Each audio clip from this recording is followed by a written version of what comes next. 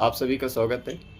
जैसे आप लोग का रिक्वायरमेंट था, साइंस में केमिस्ट्री का जो कोर्स है उसमें आप लोग को समझना था पदार्थ क्या है, यानी जो फर्स्ट चैप्टर है मैटर इन आवर सराउंडिंग, हमारे आसपास के पदार्थ क्या होते हैं।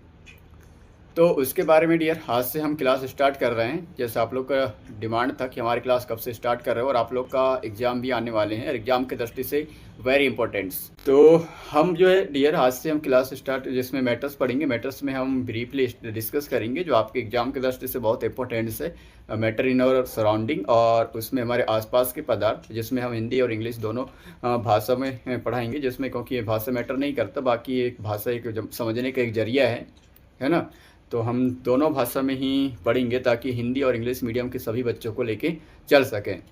तो उसमें हम पढ़ेंगे मेटल्स क्या है, मेटल्स के टाइप्स पढ़ेंगे हम डियर, जिसमें हम पढ़ेंगे सॉलिड, लिक्विड, गैस, यानी ठोस, द्रव, गैस, और उसके बाद उनके भी बहुत अच्छे से डिस्कस करेंगे।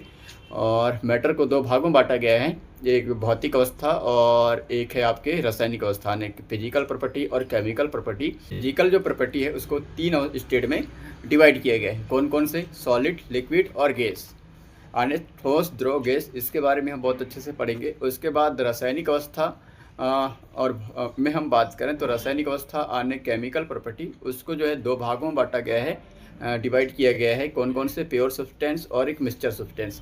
प्योर सब्सटेंस यानी शुद्ध पदार्थ, और मिक्सचर यानी मिश्रण, जिसको आप जानते होंगे। और वहीं हम बात करें कि प्योर सब्सटेंस को भी there are the divide into 3 parts. उसको कौन कौन से भागों में बांटा गया है? एक आपको फर्स्ट बांटा गया है कौन से? एलिमेंट्स, शुद्ध पदार्थ को एलिमेंट्स यानी तत्व है, मॉलिक्यूल्स अणु, और एक है आपके यौगिक यानी कंपाउंड, उसमें बांटा गया है। इसके बाद हम बात करेंगे मिक्सचर।